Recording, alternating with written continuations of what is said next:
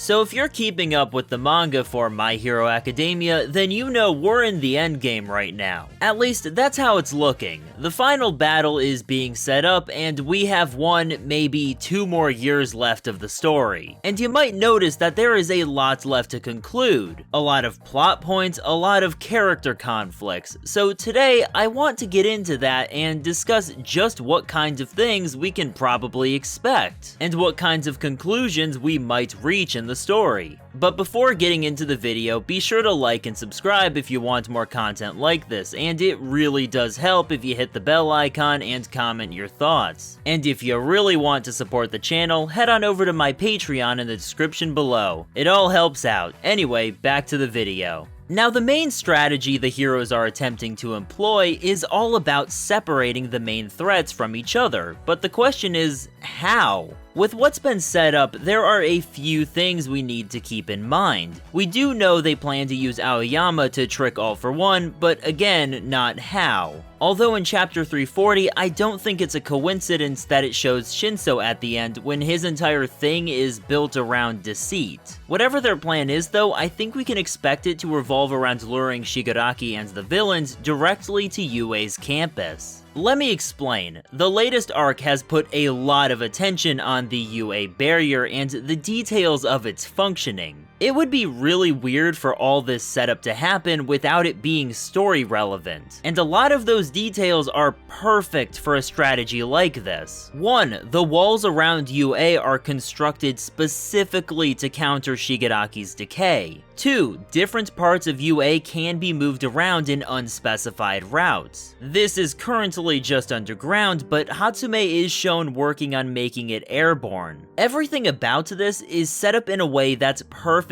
for keeping Shigaraki out and evacuating people if he gets in, but this is likely a misdirection to the audience. What the heroes want is ultimately to separate the League, so if they actually manage to get all of the major threats inside UA, then they can trap Shigaraki inside walls that are designed for his quirk, while transporting the other members wherever they want. It allows the heroes to choose their battles. If this really is the plan, as I'm predicting, then there are some interesting things that can happen. For one, how will they divvy up the fights? Well, we already have the main fight set up. Deku will absolutely fight Shigaraki, and as I said, keeping him within UA is the best bet for dealing with him. So where I think this fight is going to take place is the one and only USJ. This is where Deku and Shigaraki first met, and Horikoshi just loves his parallels. But on a more nuanced level, one of the thematic cores of the fight is all about whether Deku will save or kill Shigaraki. And all the way back in the USJ arc, Deku did try to use full force on him. As Deku puts it, he used One for All against someone else for the very first time. And he says this with a flashback of 13 talking about how some quirks can kill. For all of these reasons, their final battle being in the USJ is just perfect in my opinion. Now the last thing about this fight I want to talk about is the second user's quirk.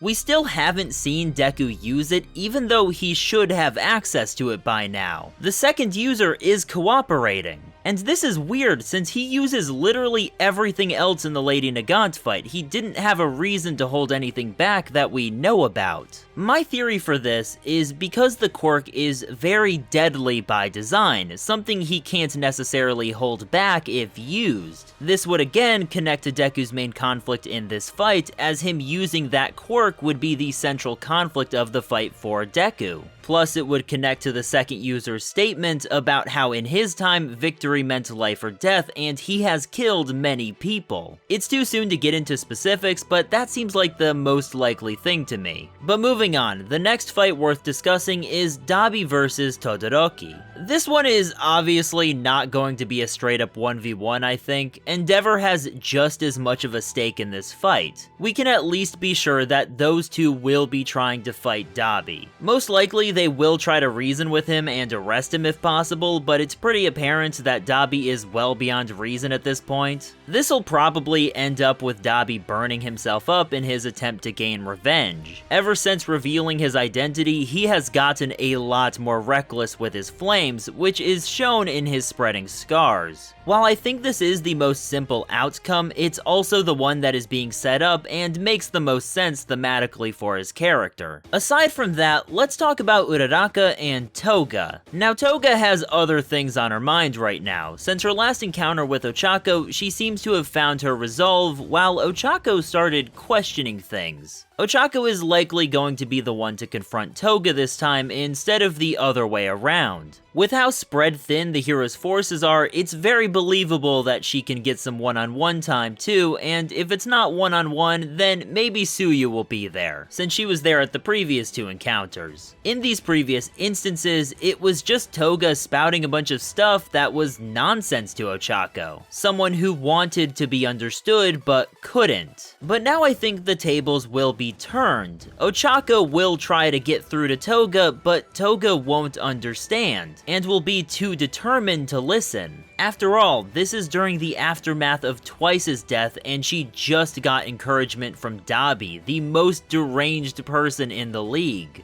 At least, this is how it'll be at first. While they probably will fight, the healthiest outcome for them both is really just a good talk.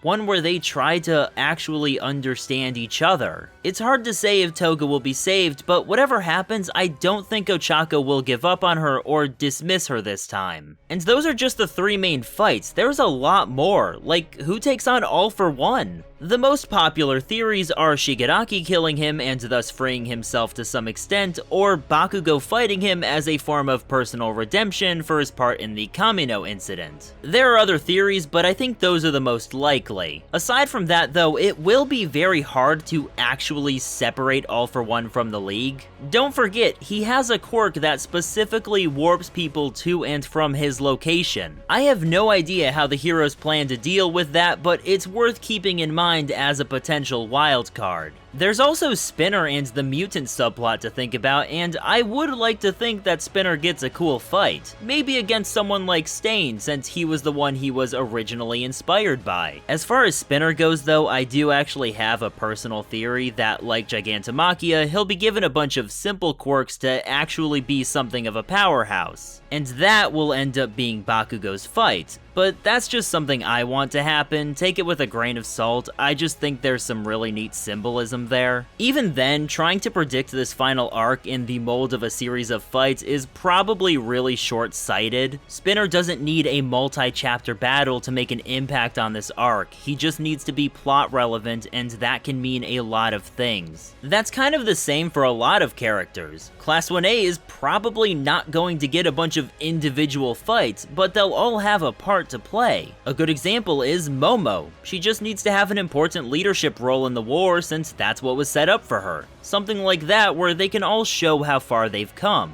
And there are a lot of other characters set to get some screen time, even if it's a little. Horikoshi definitely wants to give some moments to characters like Mirko and Aizawa, as he drew a page specifically showing certain heroes that didn't give up. We also have the different PLF members that didn't get arrested, especially the ones that were a part of the different assigned squads at the end of MVA. But yeah, those are some of the things I think we can expect from this coming arc. Do you agree? Disagree? Honestly, a lot of this is hard to predict, so I'd love to see what you all have to say. Regardless of what happens though, I am extremely hyped right now. But it's one of those things where we'll just have to wait and see. So with that, I just want to say, thanks for watching and take care.